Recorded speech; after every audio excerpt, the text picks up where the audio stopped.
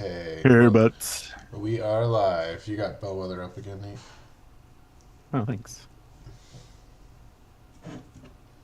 The intros were smooth last week. I liked, well, at least in around the sound, doing the little sound effect, the little voice, and then I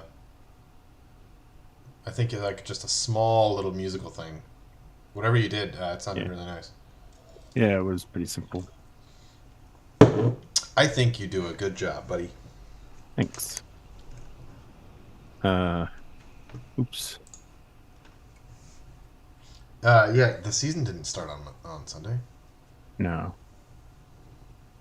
Um, I was just going look up to see how they did.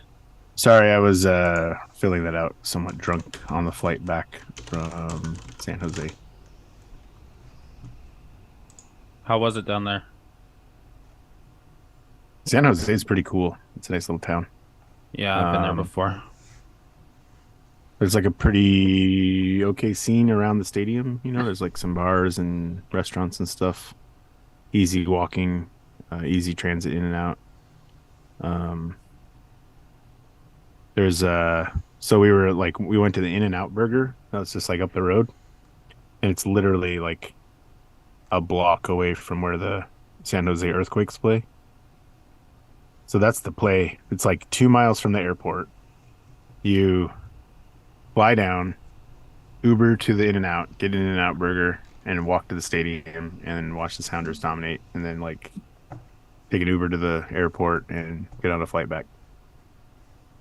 Did you say watch the Sounders dominate? Yeah. San Jose's bad.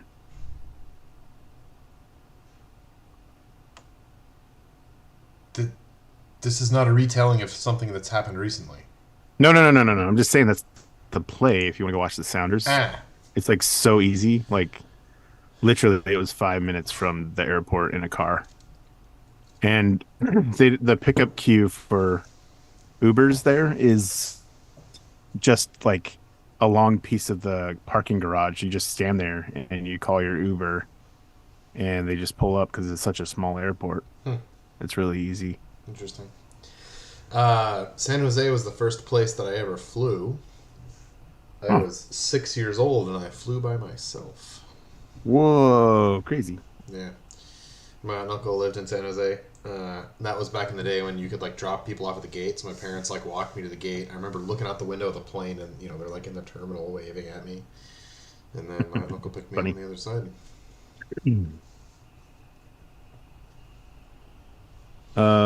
Yeah. Uh, yeah. I was just going to talk about my San Jose trip. Yep. Um, and yeah, that was like a letdown game for sure, coming off the win against the Red Wings. Yeah, it was. So Thomas, you're going with Would You Rather this week? Yeah. Okay. Yeah. I don't know if you guys will like it, but fuck it. I got a good one for the next Fuck time we it. do it. But For my fuck it. next one, I got a good one, I think. Nice.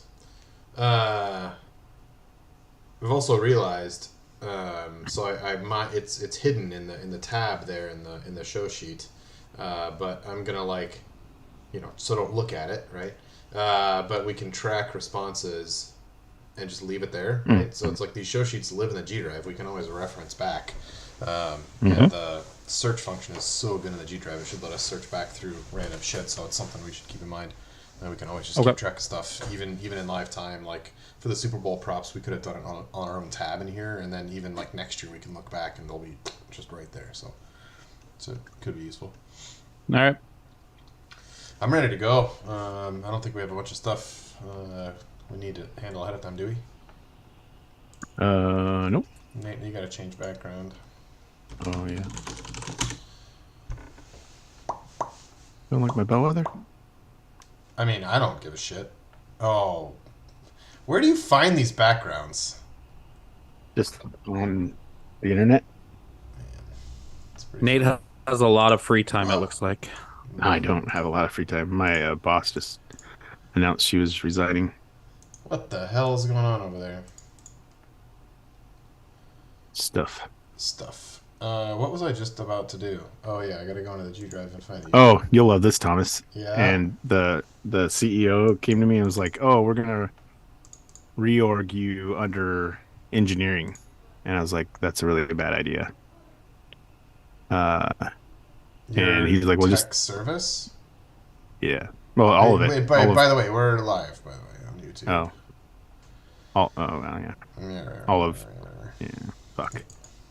No one's did- watching. No one's watching, but anyone could. So Mm-hmm. keep secrets. Yeah. Yeah, we'll see if we continue to get no one. Then obviously we're not pumping it a bunch, but Yeah, y'all need to help out, or we need to figure out like what we want to do for marketing on a minimalist level. it's. I've been off of Facebook, So have I.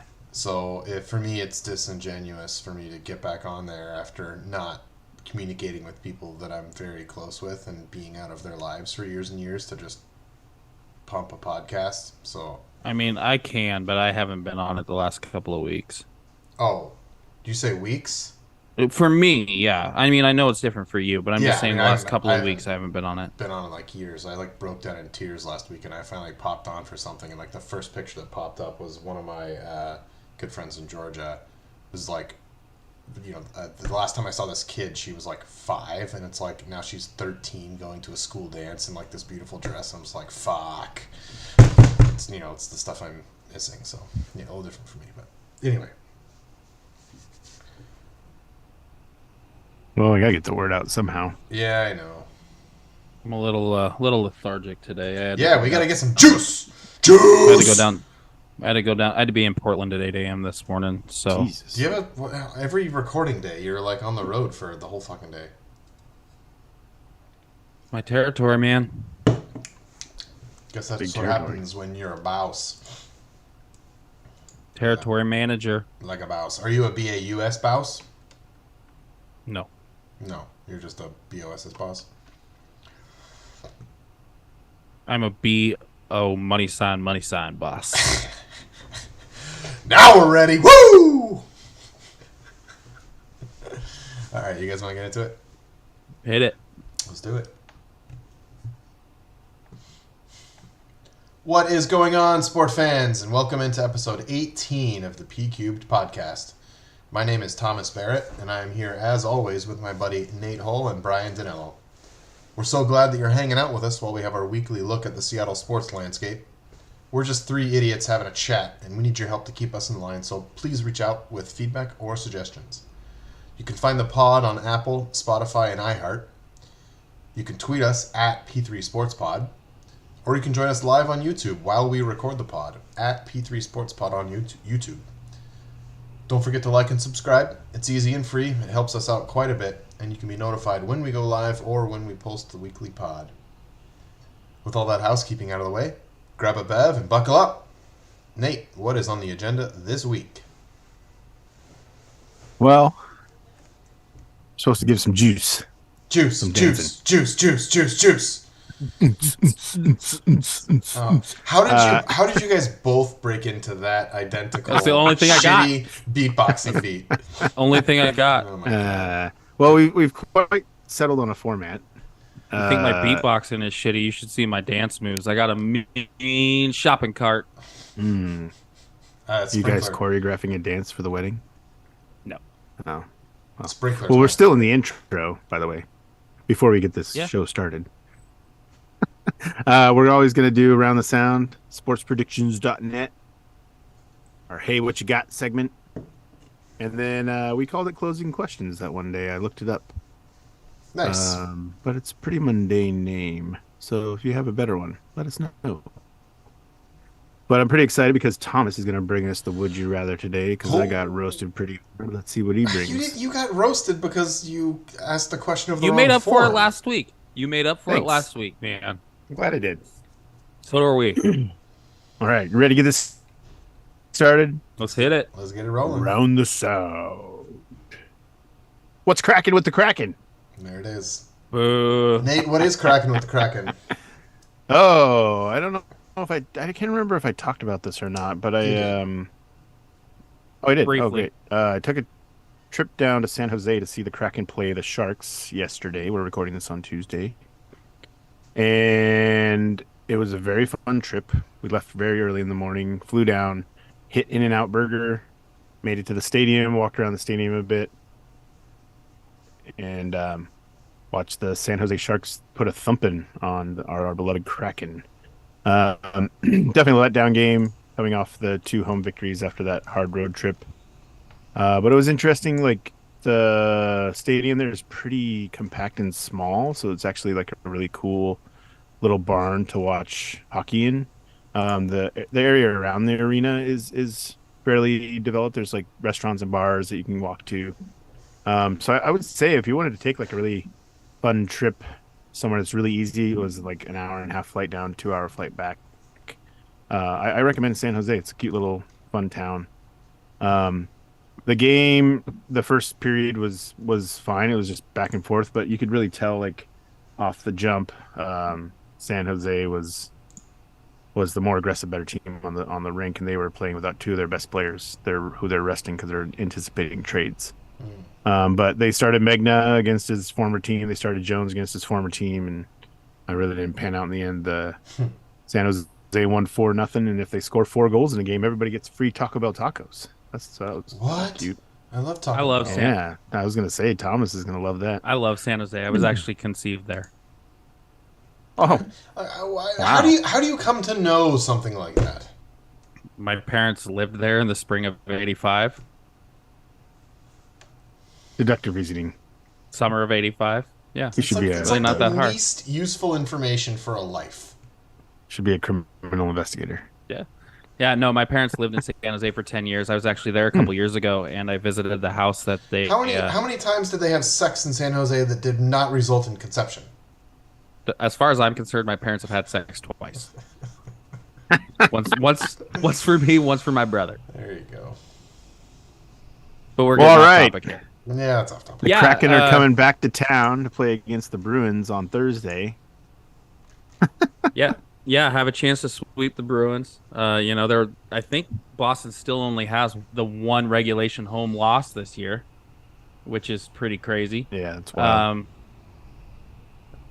No, sorry, they're 24-2-3 at home. So that means they've lost one other game other than the Kraken. Still in third place. Still only 3 points behind Vegas, 1 point behind LA, and they've got 2 points up on Edmonton and 7 points up on Calgary for the final playoff spot. So it's they need to string together wins. They need to get wins against the teams like San Jose, like Anaheim, like Arizona that's going to be coming up. But I think this was just a classic trap game. Nate, you nailed it. They had those 2 hard-fought home wins, and then they have Boston coming up. This was just a quick 1-game road trip, and I think they just were looking forward to the Bruins. Yep. So, Yeah, matinee game. They did not play well in their last matinee game on MLK.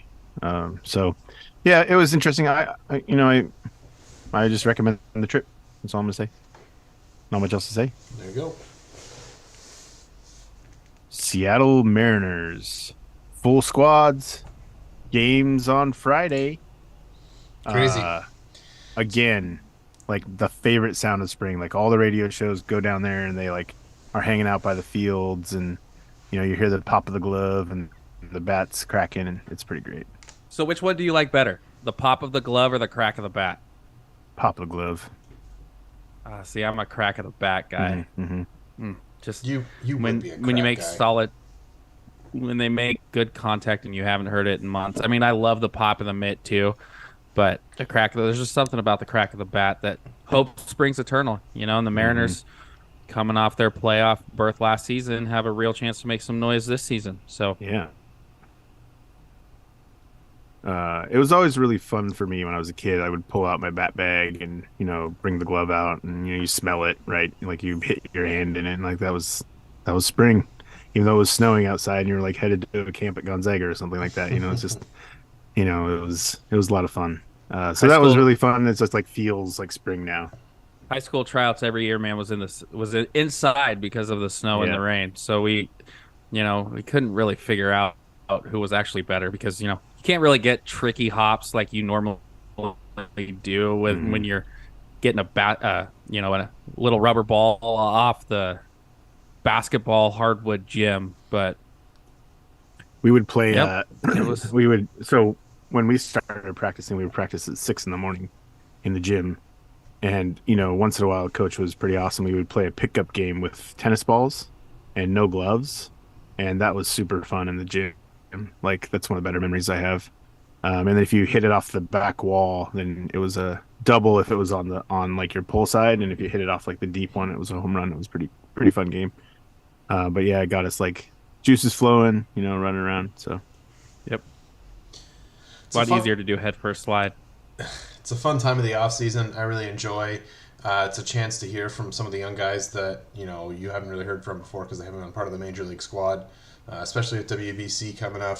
I know Harry Ford had a little media time today. Bryce Miller had some media time today, so it's kind of cool. It's a fun little introduction to some of the guys that you don't hear a lot from, and especially I think in the case of Bryce Miller, it's really kind of the first time he's had any yeah. media scrutiny on him with kind of how he's been climbing up the prospect rankings over the offseason. So that's been pretty fun to touch some of the new talent and kind of see what's going on there.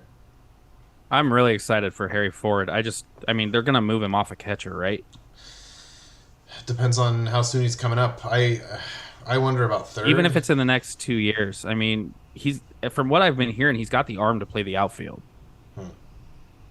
Yeah, they were talking about second base at one point too, I think anywhere up the middle. I But think he's too big for second base. He's a eh, tall, lanky dude, isn't he? I mean, who's the guy from Pittsburgh who's like 6'7"? Yeah, O'Neill He's a Cruz. shortstop though. Yeah, Uh, I don't know. He's an athlete, so I would yeah. imagine, like they're gonna find a place to put him in, whether that's um, second base, center field, backup, fourth outfielder, get him in the lineup somehow.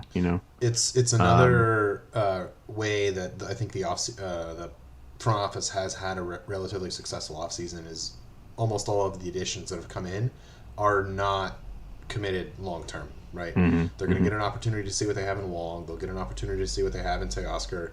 I suspect Teoscar is going to get priced out, so we'll be happy to have him for a single year, but probably he'll be more than we want to spend. But you're going to keep your options open, right? You didn't bring in anyone in a trade or in free agency that you committed an enormous amount of years to, so you've got still roster flexibility for the years that are coming up. So talents like Harry Ford, if you want to move him over to a position where he has some type of runway, using their term, that option Hmm. is fairly open for him still. Speaking of Teoscar, Nice segue, Thomas. Yeah, I put this one in there. Teoscar lost his arbitration hearing on Friday. Still got $14 million, which is a record for arbitration. So I didn't Must think. be an arbitration record for the Mariners. No, from what I heard, it was an arbitration record. Well, it's Period. not true because Soto's got like 23 or something. I'm going off of what I read. Maybe it was for a losing person or something. I don't know, but what I Oh. read is it is a record for arbitration. So let me go in and see exactly what was said. Yeah, I mean, But either way, it's I mean, it's a nice wage. I think he was asking for 16. I think is what he was asking for. yep, yeah, Oh, it might have been the highest value given based on the difference because there was a $2 million difference in what he was asking and what he got. I don't know. We'll find it and we'll cut it up and get the accurates out of here. But yeah, so I think when the news initially broke that the team had won the arbitration hearing, there was a lot of panic on social, like, oh, it's Corbin Burns all over again, and it's just not the same situation. Corbin Burns is to the Brewers a much more important player than Teoscar Hernandez is to us. Burns has been there his entire career. Teoscar is a new player. There's so many reasons. I mean, the value difference of $700,000 that the Brewers decided to not pay their best player is crazy. I mean, we're talking about a $2 million difference for a player that's still going to get a really competitive wage and probably have a really successful single season in Seattle. So I don't see how those two storylines correlate. I completely agree, Thomas. And yeah, so It says he's getting 14. He requested 16. It's the highest salary for a player in a case that actually went to a decision. Okay. So I think with Soto, what you brought up is they agreed to terms before Yeah. it actually went to an arbitrator. Got it. Well, and It topped, Otani too, because I think he's making like 30 or something, but they agreed to that before they took it to an arbiter. yep. So it topped the 13 and a half million that both Garrett Cole and Max Fried got. I thought, didn't Judge end up having his arbitration settled like in the middle of the season last year? Yeah, Yeah, but I think he made like 8 last year. 13, I think, Wow. something like that. He was super low last year. Yeah. That's really interesting. And there's a few players that didn't know how much they were making officially until midseason, Gosh, what a strange. which I What think a, is kind of weird. it's a strange mechanism, but it's Hmm. what it is. I mean, they know that they're going to be in a window, right? And they know they're going to be Yeah.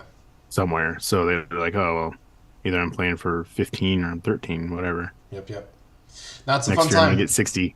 I think, I don't know if whatever social platform you're on, I'm sure all the beat writers and all the folks are posting up all types of comments and articles and videos and stuff. And so wherever you digest your media, it's kicking off. I know I'm a YouTuber, and yeah, all Divish's stuff is popping up. Everyone reacting to Divish's stuff is popping up. All the Mariners, it's going crazy. So it's a fun Yeah, time in it's the a fun offseason. time. Yep, gearing up. Anything else, Mariners? I mean, I'm geared up, man. I could talk Mariners for hours, but no, we should probably move on. Seattle Sounders. Season starts on Sunday. It's I exciting. am excited. Yeah. Who do Yeah. they play? Do you know? They play Colorado at home, 5 p.m. Only game on Sunday. They're the featured game. Nice. Um, if you have T-Mobile, they're giving away free Apple TV subscriptions so you can watch the game. One thing, Are they partnered with Apple TV this year? yeah, didn't you hear about that? Oh, what a pain in the Well, dick. I think it's the league. It's the league The is whole league. sponsored. So there's zero local broadcasts. Really? Yeah, only on radio. I'm gonna have to dig into that. That's one of the things actually. And Nate, I really wanted to dig into it too on a topic session. I yeah, think it's maybe something that's we should something we talk can about. research and. I think you should discuss do next that when week. I'm gone.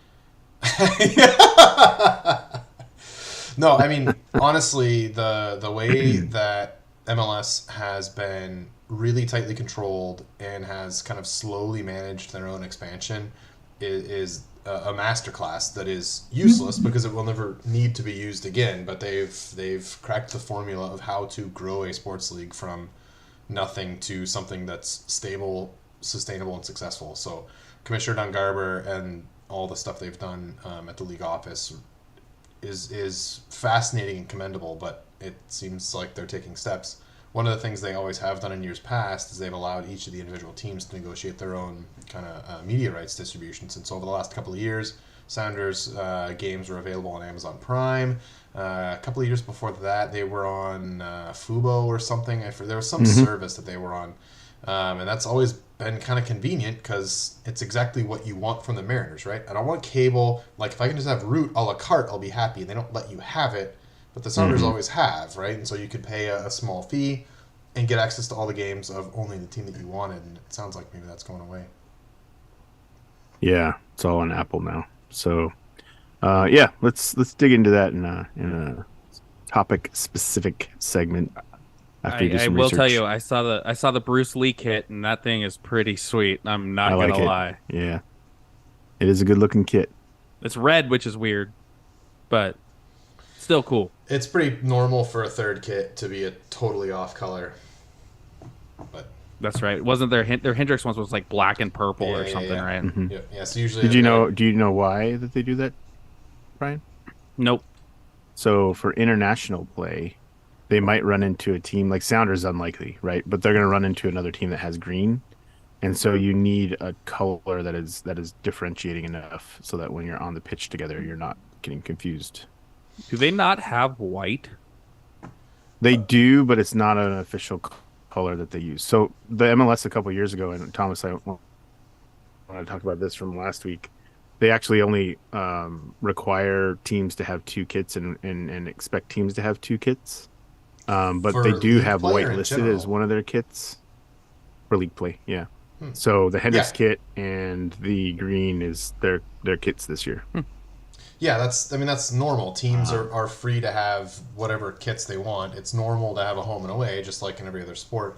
In soccer, because you sometimes will play competitive matches against teams that are not from your league, right? There's no other team that the Sounders have to worry about their home or away jerseys because it's a known number of teams, it's known colors, known jerseys.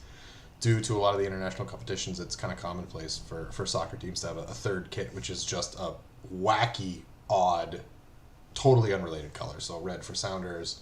Barca famously has had like neon kits instead of their normal blaugrana. So anyway, except last year when the God Timbers and the bless you. Sounders played and they both had their greens, but the Sounders wore the blue shorts, and it's just like, oh, it looks so bad on TV. Like, yeah. anyway, yeah. So Nate, you want to give 20 seconds on the season outlook before we dive into it too deep? The Sounders? That's what we're talking about, yeah. Oh man. I think they're going to be competitive. I think they're going to compete for a Western Division title. But they are all aging, and I think they need to get creative. And I'm hoping to see some of that. There was some creative things that happened in the Champions League game. Sorry, Club World Cup game. And I hope to see that against MLS teams. I think against MLS teams they'll be fairly successful if they can do what they were showing that they could do. Um, I'm always bullish at the beginning of the season, no matter what team, no matter how good or bad they are. They've earned that faith Um, from us. yeah, and so they showed some things that were different enough from last year, but still I'm cautiously optimistic because of the some of the coaching decisions. But Nice. Schmetz has earned some grace because of the winning the Champions League and winning two titles. And I'm really excited for the season start. It's one of my favorite sporting events to go to live. It feels like high school football to me, like the smell of the popcorn and the the cheering section, the supporter section, and the drummers and the bands. And I Nate's mean, so it's just a sentimental today. march to the match, and I mean, all of it's really great. Yeah. So, area college basketball. Ooh, this is me. Yeah, so Gonzaga got 2 wins this past week, and they're still 1 game behind St. Mary's in the West Coast. They moved up to number 12 in the country. St. Mary's, I think, is number right around 16, 17. They play this weekend in the Kennel in Spokane. So I've been saying this the last few weeks. It is the best rivalry on the West Coast, and I will say it again. And if we recorded another podcast before Saturday, I would say it again. And I'll probably say it next week as well. It's such a fun game. There's such contrasting styles. St. Mary's likes to slow it down, play offense, use the whole shot clock, and Gonzaga loves to run and run and run. So it's just a great game between two head coaches that have been there forever, and they've had some great battles, and I expect this game to be the same. WSU and UW both swept the Oregon schools. Oregon and UW went into overtime, and UW won by 1. And then they kind of trounced Oregon State. WSU also trounced Oregon State, and then they had a lead late, gave it up, but made some big shots down the stretch. They ended up winning by 3. Also, Dennis Rodman's son, DJ Rodman, was one of the 2 seniors that was first senior night was for them, and he actually announced he's coming back for his grad student year. So he's coming back for a 5th year. So that's a big win for the Cougs because he is a huge part of that team. Eastern, now, one more thing with the Pac-12 schools. They play the Bay Area. They play Stanford and Cal. Neither one of those teams is particularly good. Stanford did beat Arizona a couple weeks ago, but this very well could be 2 wins for the Washington schools. Eastern now 15-0 in the Big Sky, has the 1 seed in the Big Sky tournament locked up. So they're guaranteed an NIT berth, like I said last week, and they are projected as a 14 seed in the Nice. NCAA tournament. Nice. Yeah. Big Sky teams usually don't get higher than that, so Right. it is pretty cool. Uh, Seattle U now middle of the pack We in their cursed them, man. conference. We did. I think when we first shouted them out, they were 6-0 or 7-0, and now they're 9-6 and in the middle of the conference. So they're going to need to win the conference tournament in order to make the NCAA tournament. Also wanted to give a little bit of love to Gonzaga and WSU women's basketball. I know we don't talk a lot of college women's basketball. They're both projected to make the NCAA tournament, which is kind of cool. Two schools 80 miles apart. Third in a row for the Cougs. Before this 3-year stretch, they hadn't made a tournament since 1991. And now they're on the cusp of making it 3 in a row. Man, that was a long time ago. I was still pooping my pants in '91. Yeah, I don't remember it. They are projected to be a 10 seed. Excuse me. Thomas, you just made me laugh there. They're projected to be a 10 seed.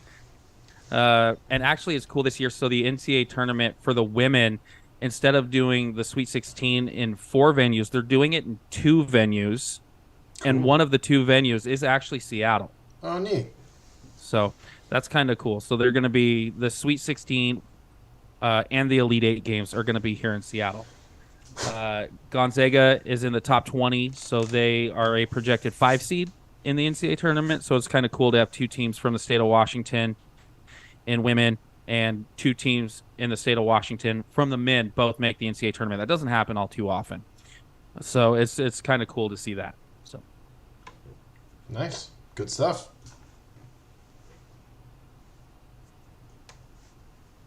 Is that it? And that's it. Well, thanks, Brian.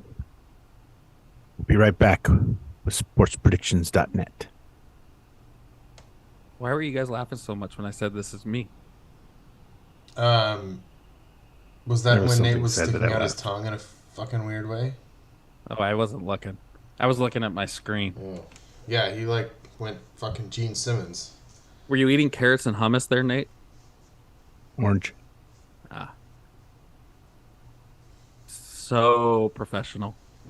Whatever. Huh. That's what it is. Had it muted. All right, you ready for sports predictions? Anything good? I'm a little bitter about my... oh, shit, I don't have a lock yet. I'm a little bitter about my golf pick last week. Ooh. The guy made like an 18-foot birdie. Well, I'll talk about it.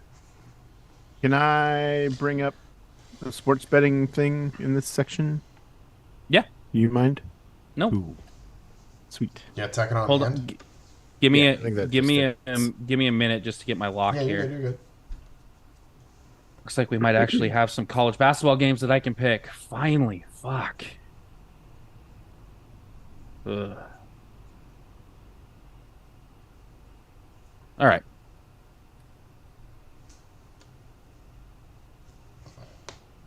Ready? Yep. Welcome back, everybody. Every week, sportspredictions.net featuring Brian. How you doing, Brian? I'm doing all right. Sportspredictions.net. Our email is oursportspredictions@gmail.com. Shoot us a line. See if you want us to predict any games or anything. Happy to do it. Happy to take a look at pretty much any game. So, as you could tell last week from our lock of the week, we're even expanding to golf. So we're willing to do, like I said, pretty much anything. Last week, our lock of the week was Colin Morikawa to finish in the top 5 at the Genesis Invitational. It wasn't looking good till he went birdie, eagle, birdie on the 70th, 71st, and 72nd hole of the weekend to get actually into a solo 5th. And then the guy, I don't remember his name, who was in the final group with John Rahm and Max Homa, fell off a little bit, but made an 18-foot birdie putt on 18 to finish 1 stroke ahead of Morikawa, and Morikawa ended up finishing 6th. So little disappointing on that one. That still wasn't our worst pick of the week. Worst pick of the week, we had Georgia over number one Alabama. The line was 18. Thought that was too high. Georgia beat Kentucky. Was playing pretty well. It was at home, and they ended up losing 108 to 59. Dang. They lost by 49 Mm, points. So that's definitely our worst pick. Best wow. pick of the week, Kansas State over Iowa State. This is two of the myriad of Big 12 teams that are ranked. Uh, Iowa State and Kansas State. Kansas State was a 4-point favorite, and they were down by 8 at halftime. So nervous there. Ended up outscoring Iowa State by 14 in the second half to win by 6 and cover the 4-point spread. So that was our best pick Yeah, of the nice. week. College basketball still doing well. We've had a couple of missteps, like I said, with that Georgia Alabama, but overall still right around 60%. NBA doing okay. We nailed the 3-point contest with Damian Lillard. Did not pick Mac McClung to win the dunk contest. I don't know if you guys saw that, but that dunk contest was actually pretty good. Yeah, Um, I saw some of the highlights. but I feel like every year, the day after the dunk contest, they say the dunk contest is saved. And then the next Yeah. year, it's a bunch of no-name guys, and they're like, no one cares. And then it ends up being a good dunk contest. I feel like it's been that way for the last 3 years. Anyways, Damian Lillard won the 3-point contest, which was our prediction. Was not a hard pick for us. We're in the Northwest. Love Damian Lillard. So he was our guy. And he ended up beating Tyrese Halliburton and Buddy Hield in the finals to get the win. Lock of the week this week, we're going to college basketball. Game is Wednesday, February 22nd, University of Virginia against Boston College. Virginia already gave us one miracle a couple of weeks ago with that game over Duke. So we are hoping that they can do it again. They're on the road to Boston College, but they are 21-4. Boston College is 13-15, and Virginia is an 8-point favorite. We think that's a little low, so we're picking Virginia to win the game, something in the range of about 65-52, because Virginia's defense is ridiculous. And so that is our lock of the week, is Virginia covering the 8 points against Boston College on Wednesday. Nice. I got a little tack on to your segment. By all means, Nate, go ahead. I don't know if anybody was following it, but there was a challenge put forth to the state law that limits sports betting only to the casinos. Oh, it was The potentially tribal expanding it to. everything struck down about an hour ago in the state. No. Yeah, so I mean, Why we were do down live in this blue state? we were down in San Jose, and they can bet whatever. And one guy was, chatting with us about some of the bets he had for that game, and it was like monitoring it on his phone. And you know, it sounds like it could be fun, right? Like just to be able to. It also could sound dangerous, but yeah, I don't know if anybody's following that story, but yeah, the state of Washington struck that challenge down. So Why? They get yeah, so much in tax revenue. I think they would, yeah. Well, Makes they no screwed up the sense. marijuana legalization too, so it's not surprising. Yeah, but that eventually happened, so I guess this will probably eventually happen as well. Yeah, And maybe. the good thing is all those apps that you talked about, you can actually put a limit on your spending. Hmm. So you can say, I want to spend. Yep, Would- you can. You could say, I want to spend, $250 this week, and Hmm. you have to go into the settings. And this is what I've been told. I might be wrong. Was but that this is what one I've of been the told. reasons that the state struck it down? Is they were worried about the proliferation of like bad gambling habits? Probably Oh, making even more people homeless in this state. I'm gonna cut all that out. uh, Don't do that. yeah, well, I think it's an interesting topic. It definitely would bring the state revenue. It's definitely an expansion that people are looking for. I hope it passes one day, but it's not going to be this year. So, yeah. is Well, thanks, Brian. Oh, just for my own edification, do I just need to be on like tribal property, or do I need to be on the casino's Wi-Fi? From what I've been told, it's just in the casino. You don't in the have to be on the casino only. Wi-Fi. Okay. So it's not good enough that I drive right by Snoqualmie Casino on my way to work, and like I'm just drop on a bet. Snoqualmie Go property. go super slow. Take a couple of turns around the Go roundabout. around the roundabout. Oh shit. Big Ben in Parliament. Nobody gets that reference. By the way, I dropped in Your Eyes in the last episode, and neither of you guys reacted to it, and I got like 4 text messages about it. In Your Can't believe it, Eyes. y'all. What's The Peter Gabriel song. Somebody said it in Your Eyes, and I sang it, and whatever. Sorry. Give me a pause. I'm too young for that. Peter Gabriel, you're not too young for Peter Gabriel. Well, thanks, Brian. Sportspredictions.net. We'll be right back with Hey, What You Got? Got a question. I've got a suggestion. Go with your question first. So, post dunk contest, there was a lot of talk of McClung is his name, right? Yeah. Being white and like being the first white, dunk competition person. Nate, we literally talked about this last week. I know. Does that bother anybody, or is it just me? Doesn't bother me at all. I don't have the mental and emotional capacity to be annoyed about that kind of thing because it's already so fucked. That doesn't bother me. I mean, I just why can't you just say the dude won the dunk contest and he was fucking awesome? That's what like, I why say. why do I have to quantify it? They say the same thing with black quarterbacks. Yeah, I know. For better or for worse. I mean, I disagree with both of them, but I don't really care. Well, the limiting of black quarterbacks in the early days because of the perceived just like they're kind of limiting. Well, they're limiting white American players in the NBA. Well, it's not that they're limiting them. I guess it's just they're not as good. Yeah. I mean, who is the best white American player in the NBA? It's probably still Kevin Love. And he just got bought out by Cleveland. Yep. I just wish they would just say the dude won the dunk competition. He fucking was awesome. That's what most people said. The 540 it was all over Twitter. Sick. So Nate, every idiot in the world, every single one of them is on Twitter. Like, stop it. Right. Stop it. All right, fine. I have a suggestion for Hey, What You Got? Yeah. I think there's an easy way to introduce each individual question, and it's to ask, hey, what you got?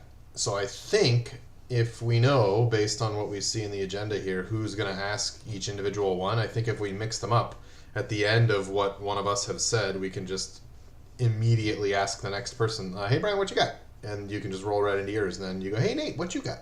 And we can just keep kind of bouncing it back and forth. Yeah. I mean, if you even want to write the names, because honestly, I don't know the first two. Nate, were those both yours? Yeah. Yeah. And I know the last one obviously is Nate. Let's do. I can do the Rose rotation one first. Actually, these are all Nate except for me. No, the NCAA one's me. Okay. Let me. So Nate, probably Hold we on. should do. Right. Yeah, that's the right order because it goes Nate, Thomas, Nate, Brian, Nate. Are we going to say the person's name or just say, hey, what you got? I mean, I think we know the order of questions and no one else does. So I think we can just kind of let it go seamlessly. All we need to do is figure out how to introduce Nate first. I'll just go into it. I'll just say, hey, what you got? Perfect. Segment. And then it's like, I learned this today or yesterday or whatever. So, that's me again. Orange. Learned how to Brian should go color third, cells in a spreadsheet. but then I would have two row. I did. You're gonna make me pink. Make Brian blue. Anybody else have anything to add? I have some thoughts on that last one, as I'm sure you would, as I'm sure you thought I would. Oh, that's great. That's why we're I talking love about debate. I know. Welcome back, everybody. Hey, what you got? I learned yesterday when we were talking about the pickoff move to first base, being limited to two. Mm-hmm. It's not actually two pickoff moves, it's two disengagements of the rubber, Correct. which I think is a real interesting point to make. Because with the pitch clock and like being able to step off one time, that really will impact the base running. It'll impact what the batter can do because the batter only has a limited number of timeouts they can call, right? They can call one, or I can't remember, something like that. No, But I'm I think sure that's you're a going to real, see a real lot. interesting point to make. You're going to see so few batter timeouts this year. I mean, typically the only batter timeouts you see are the ones when they're like waiting for the fucking pitcher, and that's not happening. And especially considering that all the pressure is going to be on the pitcher with the reduced pickoff or rubber disengagements and with the pitch clock, dude, the hitters are going to be ready to fucking go, like putting the pitcher under pressure every time. I bet. I got a technical question for you guys.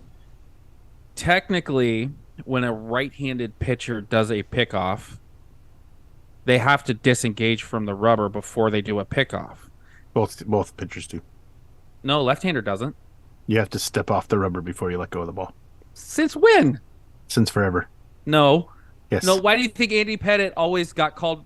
We always thought he balked. Left-hander does not have to step off the rubber. Yes, they can he just does. go at less than a 45-degree angle, but they can stay on the rubber. No, Nate, they don't.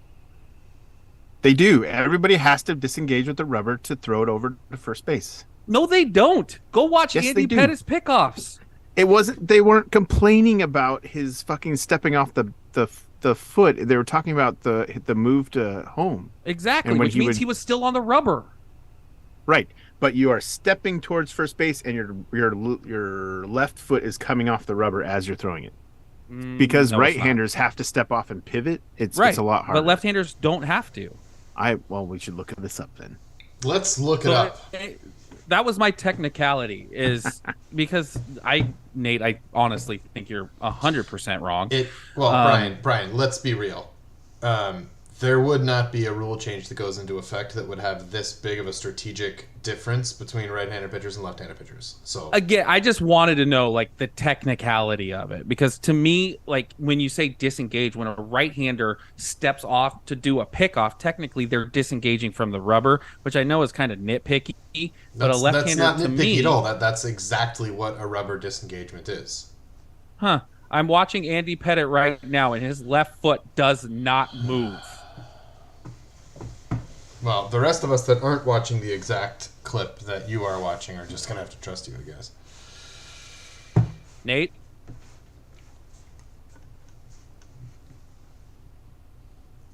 Okay. Nate has All I'm reading is it says you need to properly disengage from the rubber by stepping backward or off with your pivot foot.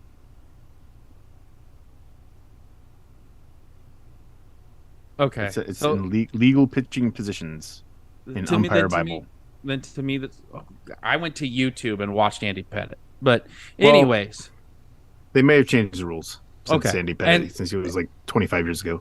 that's what I was asking, and that may be. Okay, I get it, but so a right-hander stepping off the mound for a pickoff, like his quick pivot, is not technically a disengagement then. Yes. So they could Yes. do that. Yes, it is. It is. So they can only do that twice. Correct. And a left-hander can only throw to first base twice, no matter what. Or if a pitcher step off because the pitch clock is about to go or if a and they're not pitcher ready. is like the clock is running out and they're like having a trouble getting the call or whatever, they can step off to reset the clock. But they can only step off 2 times per at bat. Okay. 2 times per base situation. It's not per at bat.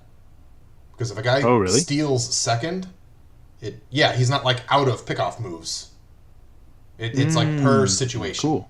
Yeah. That's interesting. So then, if it's a different batter though, so like if That's there's also a runner a on different first, nobody out. situation. Okay. Yeah.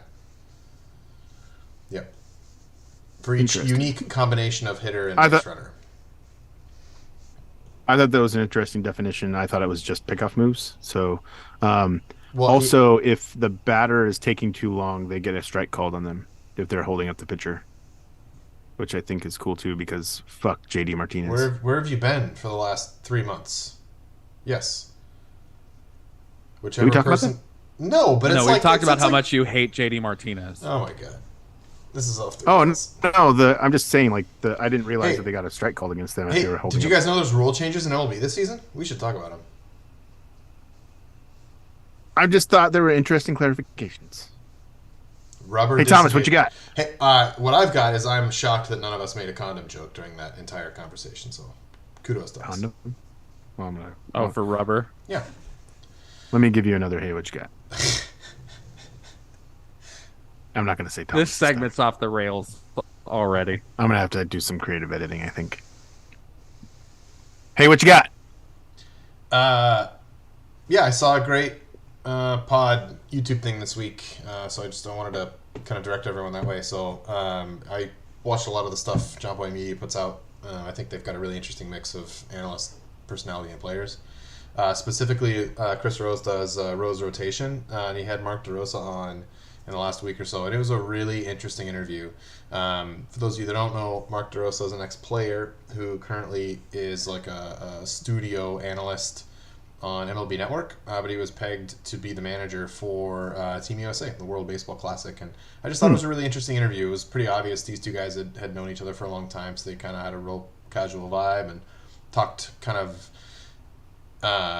It was a very player-centric conversation about WBC and what it means and what it's all about, but it was coming from the guy that's managing the team. So I thought it was a really interesting conversation. So if you guys haven't had a chance to give it a listen or give it a watch on YouTube, check it out. Nate, I will. what do you got? Manny Machado came out and said that he tends to opt out. Got a question for y'all with that. Sure. Is it risky for a player to say that, knowing that there's an injury risk? No. No. No. Because he can always walk it back. Yeah. Oh, I got hurt. I'll take that 150 mil, please. Thanks. Do you There's think no- Machado would there's still opt no out if he risk. got hurt? Say again? Yes. Yeah. Machado I was is the gonna say- type of person that would opt out even if he was hurt. Because he still probably would get more money than what's on the rest of his contract, even if Yeah, he he was said- hurt. For sure. 30 a year, so. Well, then Turner and Bogarts both are getting paid into their age 41 season, which, of course, we've talked at length about how that's not real. By the way, did you guys know the Reds are still paying Ken Griffey Jr.? I was digging into Spotrac today, looking at some salary stuff. Yeah, like they're paying him for like another 6 or 7 years, 3.75 a year. What? I did. Did you know the Mets are still paying Bobby Bonilla? Yeah, Bobby Bonilla. I love it. July 1st. Yeah. No, but Nate, to answer your question, yeah, I don't think his performance or injury status this season, I don't think it's going to matter. He's got 150 mil left on his contract. He's much better off re-signing a contract in this next offseason that's going to carry him into his age 39, 40, or 41 season for 240, 280, 300 plus. Who knows what he's going to get? But it gives him that long-term guarantee. So I don't see any way he doesn't opt out. So. Yep, I completely agree. Hey, Brian, what you got? So last Saturday, the NCAA did their preview. So about a month before March Madness, they always do basically, if the tournament started today, who would be the top 4 seeds in each region? So who would be the top 16 teams? And I was looking at it, and the 1 seeds were Alabama, Houston, Kansas, and Purdue. And then Gonzaga was in there as a 4 seed. And I was just thinking to myself, I could see almost all of these teams actually winning the NCAA tournament. So I know, Thomas, you're not really big into college basketball. Nate, you're starting to get into it a little bit now. Have you ever seen a NCAA tournament bracket where up to 10, 12, maybe even 15 teams could win the NCAA tournament? No. And they've been striving for parity for years, and it's starting to happen, with the limiting of the limited scholarships right recently. So now more players are going to smaller schools because they just want the playing time because they could potentially be a one and done. Or they can always transfer to the bigger school later since the transfer portal now is alive. So the one seeds, like I said, were Purdue, Kansas, Houston, and Alabama. Alabama is actually the number one team in the country right now. The two seeds were Texas, Arizona, Baylor, UCLA. Three That's, seeds, Tennessee. What were you going to say, no, go Thomas? go. Okay, sorry. The three seeds were Tennessee, Virginia, Iowa State, Kansas State, and then the four seeds were Gonzaga, Indiana, Marquette, and Xavier. So So here's what's happened, right? So you just gave 16 teams, and only four, and I'm like you prefaced, like I'm not the hugest, but like only four of those programs are blue blood. And by the way, I'm including Gonzaga in there, and they're not like blue blood. But UCLA, Kansas, and not Arizona. They're one of the two seeds. those two seeds were Texas, Arizona, Baylor, So UCLA. I think Arizona. you have to consider Virginia a blue blood as Okay, well. sure, but the point still stands, right? I think normally you'd be seeing the Dukes and the UNCs and Duke, all the North Carolina, classic, classic teams. Kentucky. Yeah, so Yep. you think it'll be one of these two or three. I think it's really interesting to hear that the top 16 of the field is a really wide variety of schools from major markets, small markets, big conferences, and small conferences. I think it's really really cool. And the fact that all teams can pay their players now. So Another thing that's interesting to me is in this top 16, five teams are from one conference. Five teams are from the Big 12. Never had uh, more than top four seeds from one conference. And actually, the Big 12 can get up to six, although TCU is falling out a little bit after they lost to Kansas yesterday. So they're kind of falling a little bit. But the Big 12 has been so strong this year. And the last couple of years, it's been the Big 10 with the quantity of teams, but the Big Ten has struggled in the NCAA tournament. I think 2 years ago, they had 10 teams in and only one made the Sweet 16. They made the second weekend. Dang. And it was pretty much the same thing last year as well. So I'll be interested to see if, these teams are. People talk about Gonzaga not being challenged enough in WCC play. I almost wonder if these teams are going to be too battered. Now I know Baylor and Kansas from this conference have won the last two national championships, but I almost wonder if these teams are going to be too tired or injured or something to actually get to where their seeding indicates they should. So keep an eye on the Big 12, maybe getting upset in a couple of NCAA tournament games, maybe in the second round. Nice. Hey Nate, what you got? oh, I saw that a high school basketball game ended 4-2 the other day. And I'll just give you a little roundup of why it happened. It's because there was a very good team playing a pretty average team. The average team decided that because there was no shot clock rule in the league they were playing in, that they were just going to play keep away the whole time. They were And playing literally four corners, is what Yeah. it's called. You have two guys on the baseline, two guys at half court, and you pass, you Just dribble, pass you the pass, ball. you dribble. I love it. I love it. I'm probably the only person who follows basketball in the country that absolutely loves this. Well, you're an ex-coach too, so you've got a little extra. I've done this exact thing. But honestly, there's ways that you can defend that. You can go trap. You can, try and get steals. There's things that you can do in order to mitigate this a little bit. And if you have a good team and a not good team, and the not good team is trying to stall, the good team should be able to find a way. Right? Like there are 5-second calls. Right? There are 5-second calls in high school still. Guard them close for 5 seconds. Trap. Double team. Do anything something. you can. Yeah. I Kick 'em in the personally think knees. I am under the impression that while I do think there should be a shot clock in basketball, if there isn't one, take advantage. They played within the rules. They knew that they couldn't go toe to toe with this team, so they had to come up with something, and it worked. I love it. So the the team played keep away, and then the good team got a steal right before the half. So the halftime it was 2-0. The bad team got like a counter, like the other team stole it. They stole it back and went down and scored. So it was tied 2-2. And then in the last few seconds, the good team stole the ball and like scored the final. the final bucket. So it's 4-2 at the end. The good team came out victorious. I mean, it played out as everybody anticipated, but I thought it was really interesting that was the case. Like they instituted the shot clock when I was in high school in WIAA, and that was a pretty big change. I don't remember playing with a shot clock, but It was like I'm not saying 30 you're seconds or 35 seconds. I can't recall wrong. exactly. There's no way it would have been less than college, and college was 35 at the time, so I'm sure it was probably 35.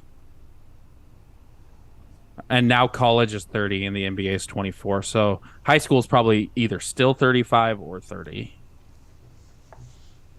There you go. By the way, you'd be surprised how fast 24 seconds goes. When I was played with the Storm, we had the 24-second shot clock, and man, it goes a lot faster than you think. That's what my wife keeps Yeah, especially if saying. you're slowing up. You're taking 8 seconds to go across half court, then you got to go move quickly. Yep. All right. Anything else? Well, all right. We're just cruising through this episode. Well, thanks, everybody. We'll be right back with our closing questions segment. Sorry, Nate, for the whole Andy Pettit thing. That's fine. I'll have to get creative on editing it so it doesn't sound like weird.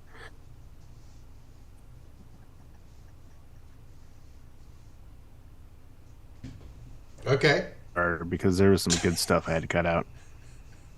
But it didn't make sense in the grand scheme of the show, So I thought the you did. Delgado stuff was really interesting. It just I didn't can't fit, believe you know? cut I that. You do know. know that means I'm bringing it up again at some point.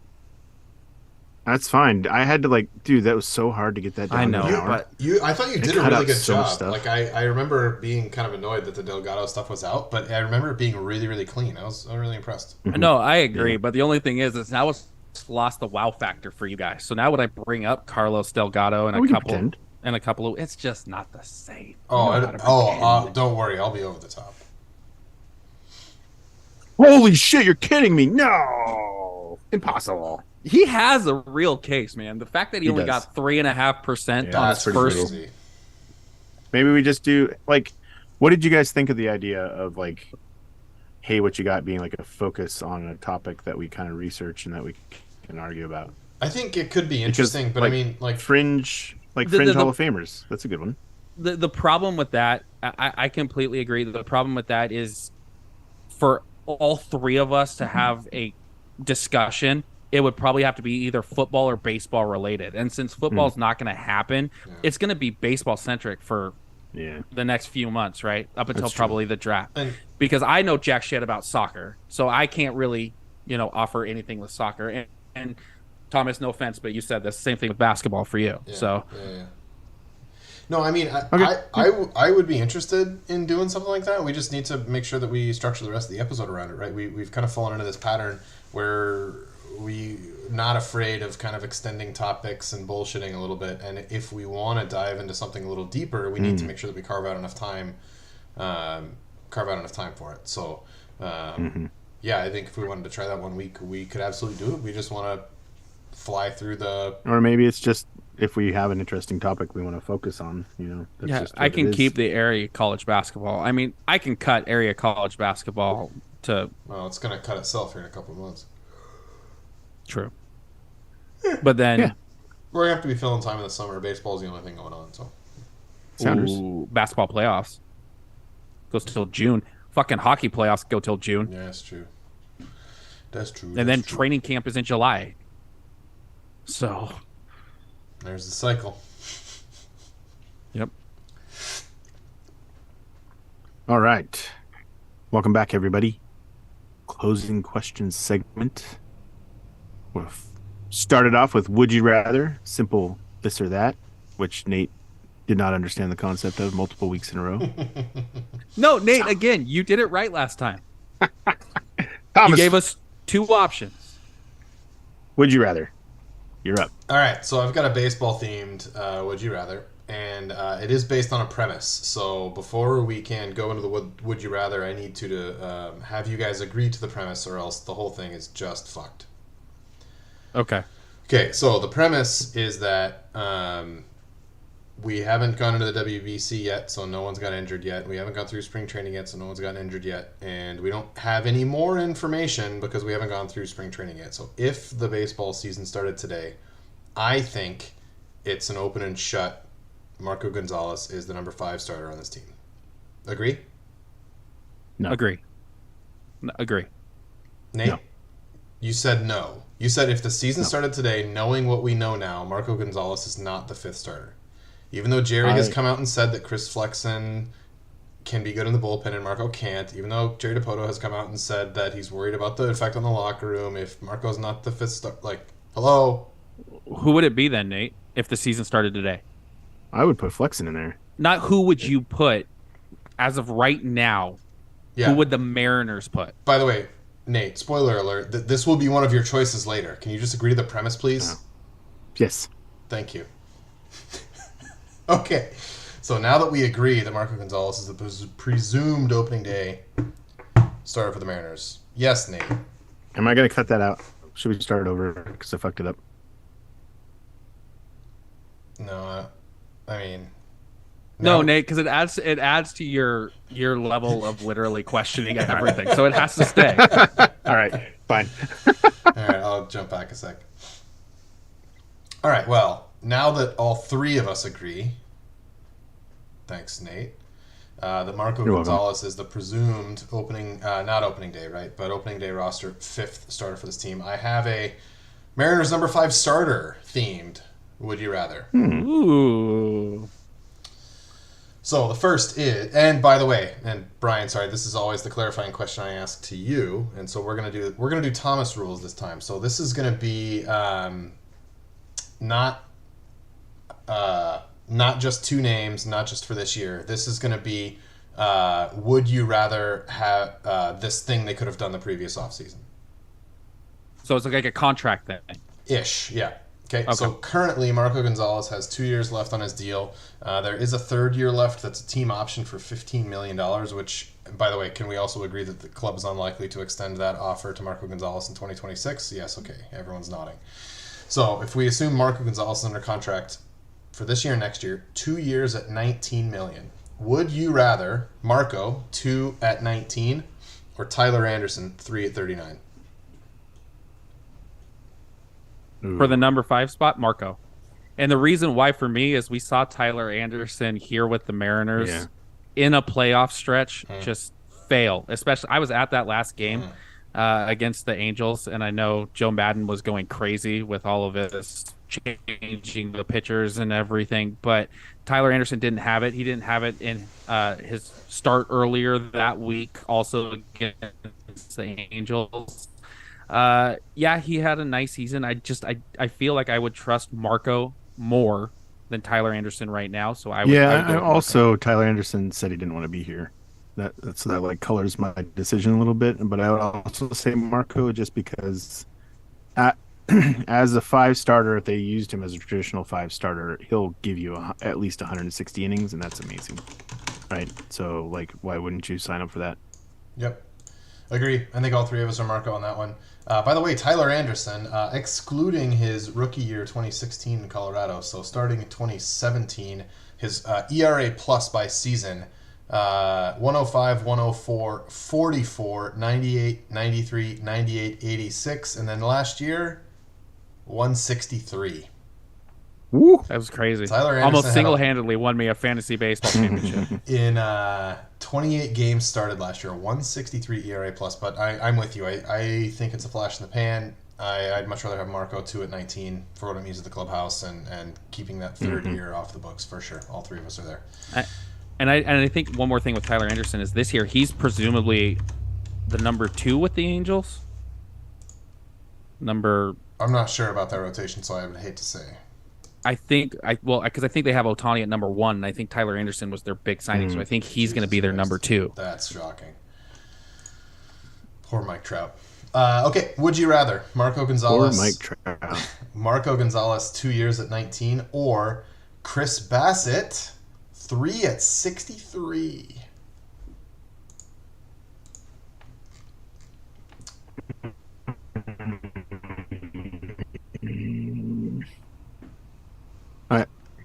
I still Marco for me. To me, that's too much money to the rotation. I mean, you have three guys Yeah, making 20 plus in the rotation.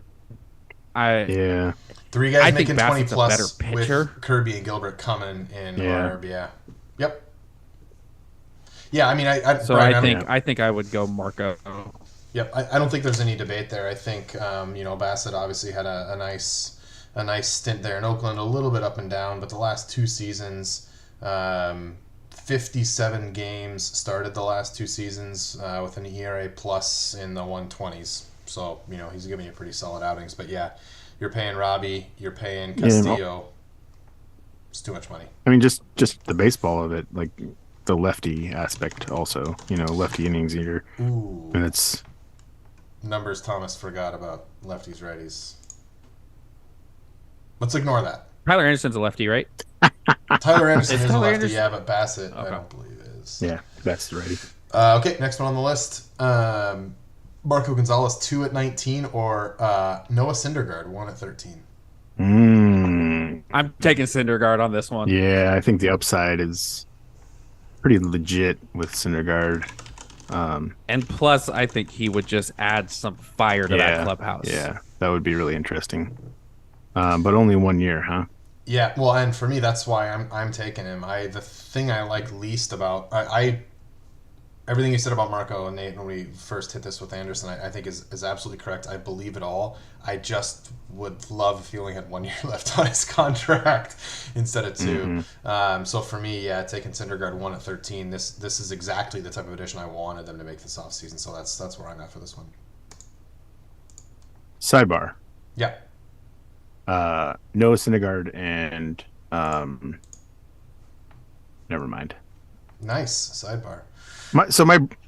I'll cut it out. My brain, since I had COVID this last time, just doesn't synapse properly, and I can't think of fucking people's names. Who's the guy? Describe him. Who's the longtime pitcher for the Dodgers? Lefty. Kershaw. Clayton Kershaw? Clayton Kershaw. Fuck. That's a tough name. Tough one to forget if you're a baseball fan. God. I didn't include him in this list because So he's getting the bad. Brady treatment, even though he was technically an available free agent. Yeah. Yeah, so is DeGrom. I'm saying Syndergaard and Kershaw on the same pitching rotation is interesting. But okay, sorry, I'll cut all that out. But what? Not Syndergaard's on on the this- Dodgers. I thought he. Oh, that's right. He was with the Angels last year. Yeah, I mean the Dodgers have such an interesting rotation because they got so many young arms coming off injuries too, Bueller and So just so you know, my would you rather does involve pitching staffs. So good.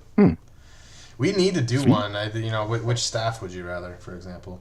that's literally mine. There you go. Yeah, Syndergaard, by the way, obviously had a huge year in 2016, 155 ERA plus, All-Star, 8th in Cy Young, 19th in MVP voting. Followed that up with a couple of really solid years, but has been pretty average ever since. But yeah, Nate, I think upside. Brian, 1 year left on the contract. A lot to like there. Okay, so far we've all agreed on everything. Kind of boring. Would you rather Marco 2 at 19, Sean Manaea 2 at 25? I want Sean Manaea as far away from this team as possible. Yeah. Gosh, we agree on everything. I could go Marco too. Yeah, very boring. Okay, so there's 2 left. This one is not someone that could have been added during free agency this last season, but it is a pitcher who has only 1 year left on his contract, so it could be maybe a late spring training, maybe a trade deadline. Would you rather Marco Gonzalez 2 at 19, Blake Snell 1 at 16? Oh, I'm taking Blake Snell all day long. Like Snow. Yep. Yeah. So, and I think this is a pretty obvious one. He's included in this list for a very specific reason. The Padres are looking like they're going to be something like 12 or 13 million over the luxury cap threshold. I would literally go trade for Blake Snell tomorrow. I think And he's a lefty too, so I think it's really interesting with the Padres and Mariners sharing a spring training camp and having 2 of the most active general managers. I would not be surprised to see a bit of an interesting trade happen in the next 3-4 weeks. A trade that might not look like it makes a ton of sense with the Padres just trying to shed money, but we'll see. Well, and Snell is Maybe from here too, so Yeah, maybe they're exactly. counting on Machado opting out next year, so they don't have the big money problem moving one of the people to third. Yeah. So it's if you start looking at the Padres roster construction, Bogarts. what to do about Soto, Bogarts, everything. Ha-Seong Kim was good last year at short, and they still have Tatis. Mm-hmm. Yeah. I think Tatis to the outfield is almost a given now, I and I think think he'll probably Or stay there. DH. with as good as Ha-Seong Kim was, yeah, I think Tatis the outfield is I kind of I think he's making way too much money to be a DH, and he has way too much athleticism, I think, to be a DH. I'm with you there. Do they have a center fielder? Uh, uh, Trent Grisham. Mm. So no, Last I mean one. because Cronenworth was a two-time All-Star, but he played second, and they're going to move him to first because they're moving Kim from short to second. So they're kind of moving everybody over one position to Interesting. get Bogarts in there, and then I think Tatis is going to play center, and Jake Cronenworth is going to be the odd man out, as he should be. Yeah, yeah. Well, in that particular puzzle, no, but I AJ Preller and Jerry Dipoto are going to be hanging out together the next couple of weeks, and I think the Padres are going to try to shed a little bit of salary, so you could see something interesting there. Nate, when you're in Arizona next month, go give them some tequila shots. Make it happen. I mean, next week? Yes. Next week technically is next month. Oh, that's true. Yeah. Part of next week is next month. March 2nd. Last one. Hey, yo. Last one. Marco Gonzalez, 2 at 19. Chris Flexen, 1 at 8. Oh, man. I love Flexen so much. I'm going Flexen. Thomas, I'm going to let you answer before I do. I'm going Marco. I'm going Marco for a couple of reasons. So you're the tiebreaker. I got to right? be I'm the tiebreaker. I love what Marco brings to the clubhouse. I love the mentality. I love Nate's point earlier. I love plug him in at 5, just telling him to eat some innings and drive the clubhouse. And I worry that if he's traded or put into the pen, I'm not like long term worried about the clubhouse because I think they are really starting to get some strong young leadership with a lot of the position players. But I like Flexen more. I'd rather see Flexen every 5th day. Nate, give me the reason for Marco. Sell me. I mean, Thomas brought up an interesting point earlier saying that Dipoto didn't think he was good in the bullpen, but I think The specific that point style. the specific point was about how their skill sets translate.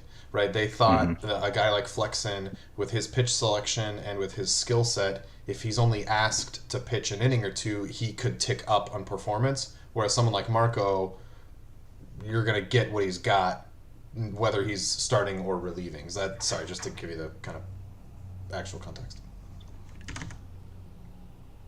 I can interrupt again the next time you start talking. Yeah, I mean, just Marco, the lefty out of the bullpen who could come in any situation that you want him to and do whatever you want, right? But I mean, it takes a different mentality. I think Marco's attitude and personality on the mound lends itself better to starting pitching, which I agree to.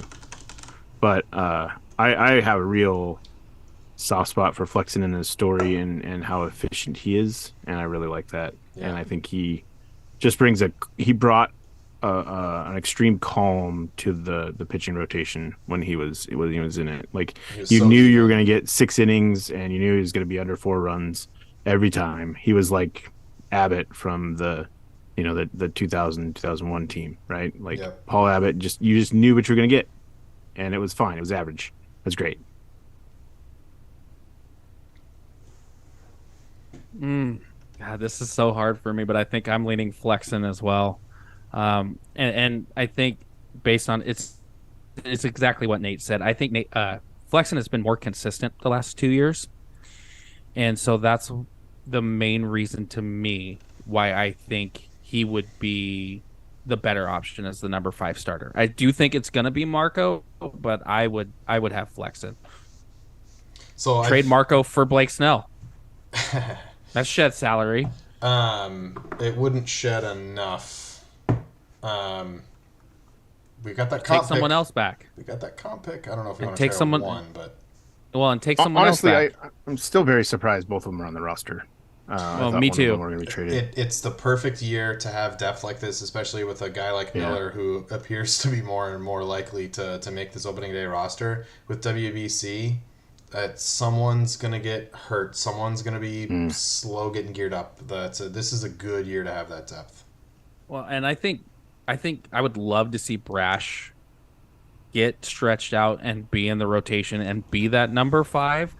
But something tells me he's going to have some elbow trouble here in the next couple of years. It's Well, just he's got so much whip and on that slider. it's something I brought up some time ago. You know, I think there's a stigma amongst pitchers where, like, you know, you always want to be a starting pitcher, and then if your shit's not good enough, then you go to the bullpen so you can throw it harder for a shorter amount of time, right?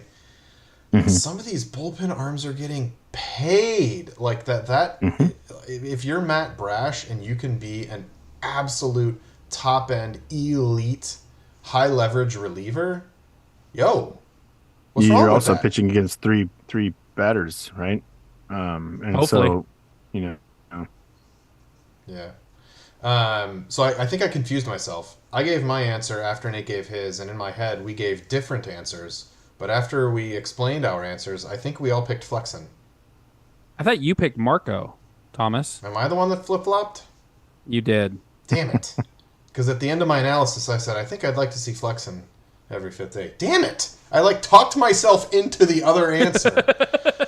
also like, I mean, I mean, this is It's this is an aside, right? Like, you know, flexing at 8 million, right? You don't feel as bad skipping him in the lineup if you need to. Sure. Also, because he also, I think, you know, is a pretty efficient innings eater out of that 5 role.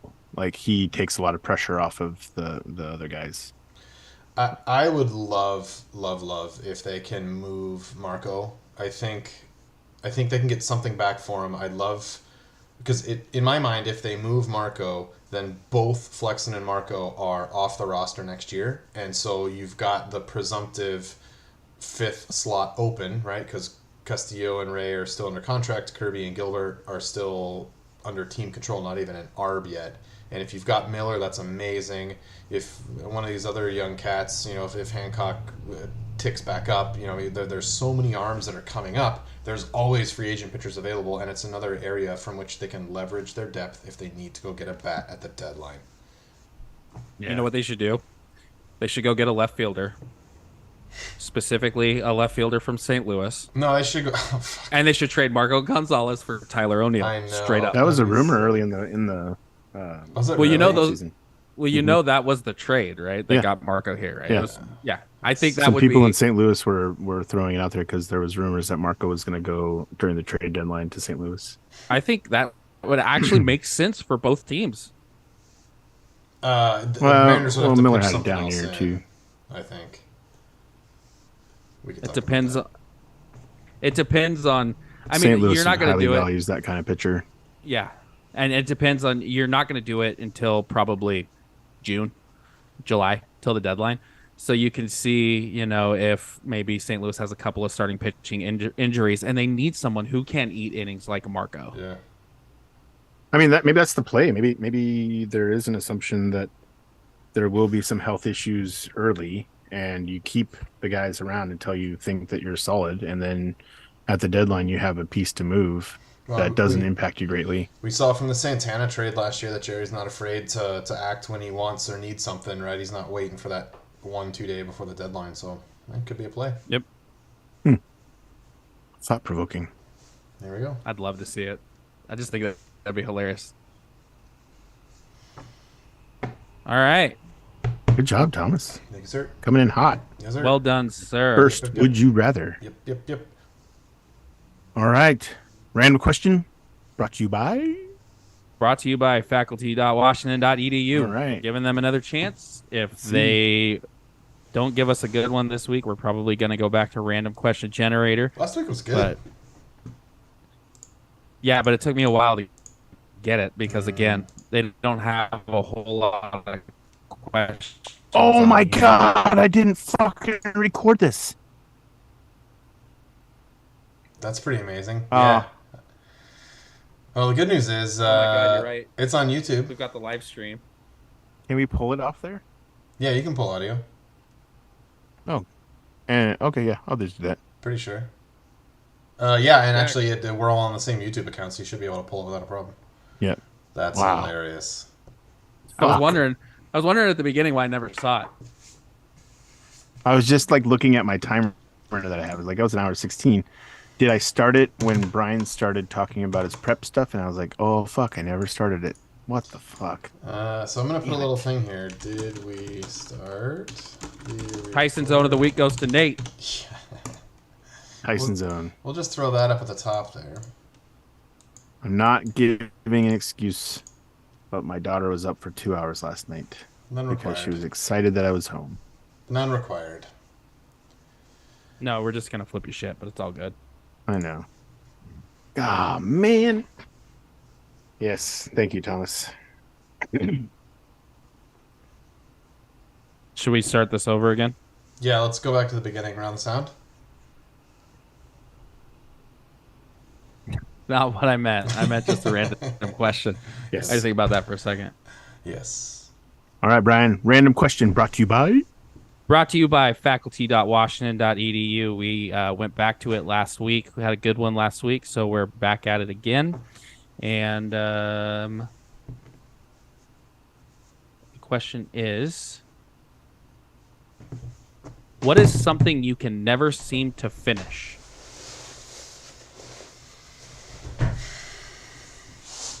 Oh, I think I've got an okay one here.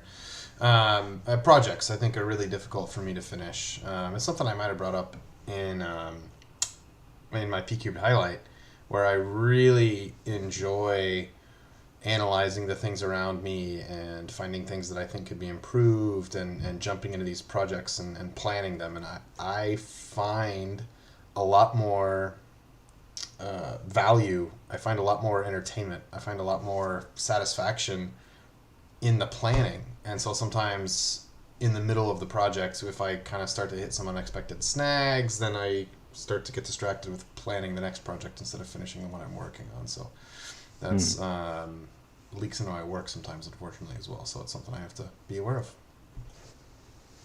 I have a hard time starting projects. We should get together, man. So There we go. for me, this one's going to be a little weird. It's going to be a little out there, but this is just something that I do, and I don't really know why. When I am at a bar or a restaurant, for some reason, I don't want to finish my drink, whether it be a beer or a soda, before I go get another refill.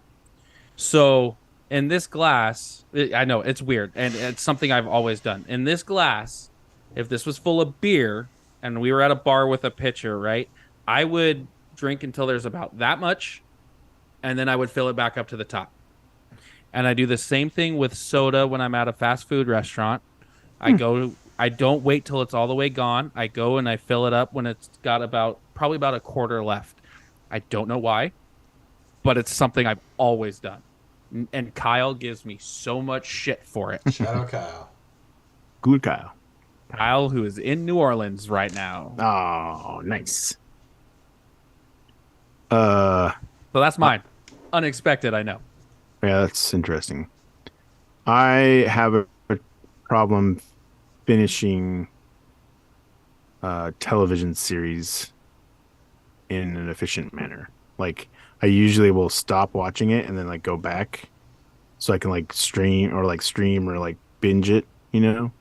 And so like, for example, Dairy Girls, I finished season 2 and season 3's been out for a year and I'm just waiting, and I like, tend to go back and watch it, but like, you know, it's not stressful for me. I think the only television show I like watched like to completion was New Girl. I don't know why, but it's a great show. It's good enough reason. I'm actually there with television shows as well, because usually for television, the first couple of seasons are good, and then the quality just falls because they run out of ideas. Yeah, You know, like honestly, with New Girl, I watched the first few seasons, and then I just first stopped. 4 were epic, and then it started tailing off. Yeah. Same thing with Succession for me, although it wasn't because the quality, it was just because I just stopped watching it, and now I don't remember anything that happened, and so I would have to start over at the beginning, and I don't want to. Just love how dirtbaggy that show is. It's so bad. Uh, I got a quick hitter random question. oh, I think we were gonna ask the same one. What do you got?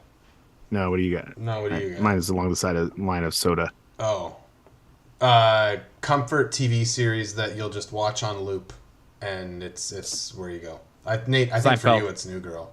New Girl, yeah. Seinfeld. Seinfeld all day long. Good I one. literally I've watched every episode like 15 times, and I will still put it on a Saturday morning when I'm folding clothes. Yeah, it's an every year repeater in our house. Yeah, 1A for me is MASH. Oh, interesting. That's a really Yeah, good it's one. such a good show. Yeah. Cheers is another one that I started and Oh, didn't finish. Cheers is fun.